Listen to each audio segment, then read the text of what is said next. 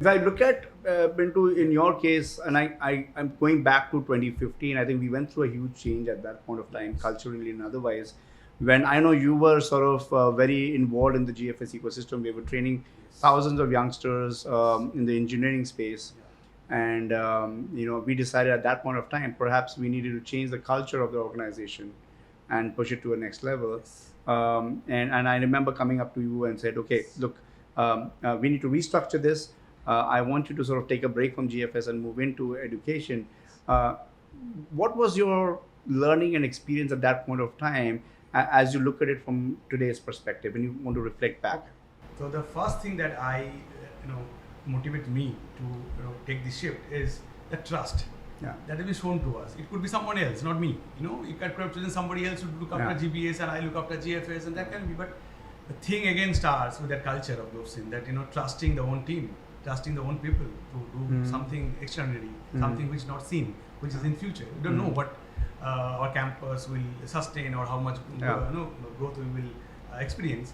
But again, so that is the first part of thing. And again, as you're trusted, then the thing that was in mind was, see, Globsyn as a company has so much of good thing around happening. The BDG as a person, BDG as a entrepreneur, all sort of. Yes. The only thing we know that whenever we fail or you are going to fail, then somebody will help us to change the direction or things. So we have no fear of failing. Yeah. So that's the best part of my journey from that stage. That when I am going to a education stream, which I have not been to, I was into training and in volume game, not on the quality and the education system.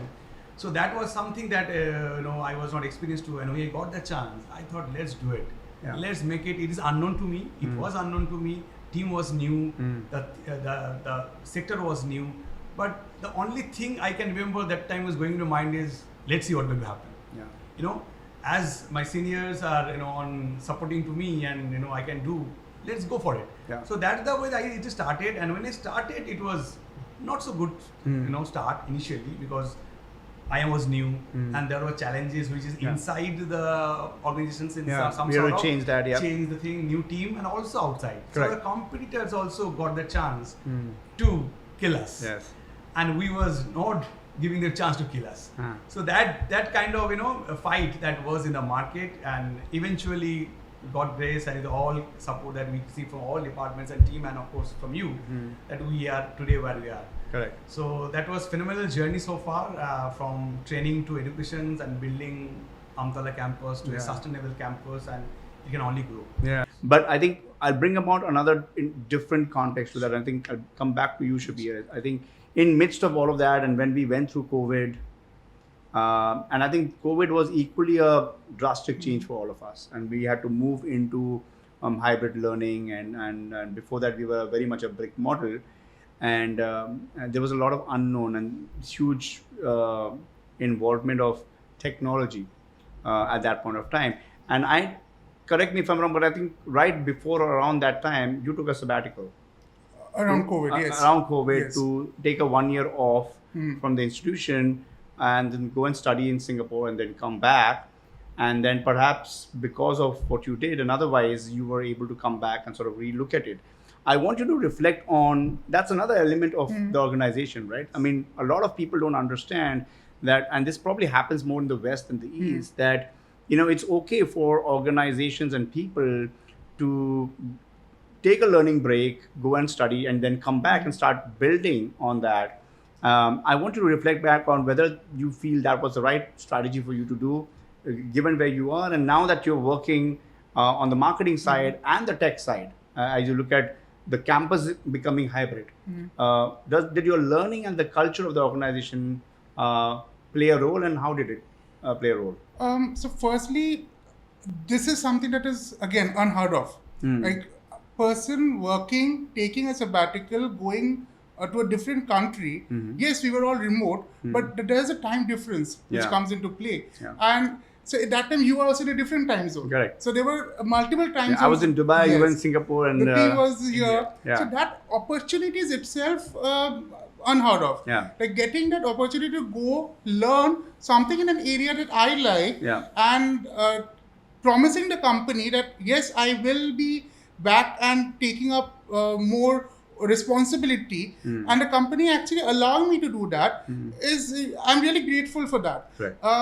It is something that I could fall back on the company and say that yes, give me that little bit of flexibility, but that something, the team members, other colleagues, Pintu sir, Shauli ma'am, Bunty, for them also it must have been a challenge. Yeah. Me not being there, someone is temping in my place, I'm trying to be connected to them. All of these can only happen when the people in the organization, when the people say, it's a family that it's a Globsyn family, it actually is a family. Right. We push back on each other, we fall back on each other as well, and when someone needs a little bit of a flexibility, others do respond to that. That's the culture which is playing at play. It's not the people alone. People follow the culture of the organization. Right. It means especially people who are long term, who have spent over a decade, they somehow all become similar to each other in their styles of working, in their personalities, the way they are as human beings. And that really comes from the leadership. You allowing me to go, I'm saying allowing because that was a big decision. And even BDs are telling me, yes, you can go for that. The support that I got from the organization at that stage has now allowed me to actually come back, bring in a lot of learning that I saw in a different country, in an institution which is of global repute, that how are they doing certain aspects of technology per se. Marketing is something, okay, that it would be different geography altogether. But tech, how is a different institution doing hybrid learning during COVID or during using technology for their day-to-day delivery of classes? Those are certain things which I've been able to come and recommend, and we have implemented also the hybrid classroom that we have built. I don't think any institution has such a classroom. And even this room that we are sitting in today, an investment of such nature can only happen if the leadership is prone to innovation. We always say in Globsyn there is no end to innovation. That is something we live at life every day. A podcast room for an education institute, for teachers to have conversations, for us to have conversations, is something that we can only see a company like Globsyn do. Because if we don't, these little innovations don't seem natural for people, but they are quite different. Like when the consultant who worked with us in this podcast room, they have said this is not there in the city. A company having such a room, the company investing in such a room, thinking forward. That was in 2018 we did the blockchain certification. NAT came after that. And and just to put that into context, I remember that our philosophy that time was when blockchain was getting really popular in India, and we wanted our students to understand how blockchain technology works. We decided to sort of move our certification platform completely on blockchain so that the students go and learn about it and also experience what it means, and also the organizations, because they were also getting certificates which were more authentic and couldn't be tampered. So I think learning from a perspective of even experience is a philosophy that Globsyn has sort of always stood for many years. And I think to your point as well as to your point, I think there's one more thing that comes across, which is that whenever we have faced challenges, what I discussed with Pintu, or when we looked at employee and their engagement with us and also their growth, Globsyn has always had a culture of being very open to have those discussions. Like one of the challenges that we have in many organizations with employee and employer ecosystem is oftentimes that they don't want to talk about it. They kind of brush it under the couch and say, okay, maybe let's not even bring it up and we'll see. But in our organization, whether it was your situation when you wanted to study or when I felt that Pintu had to leave GFS and move into education, we were both from BDG's perspective and mine, we were pretty upfront to say, no, this is the priority, or when you go, this is how we need to work. And if that clarity comes in vis-a-vis an employer-employee, it just makes it a lot easier and healthier for an organization to operate, because there's no confusion in the system in terms of what you can and cannot do. So I think that's something that sort of stands out for me.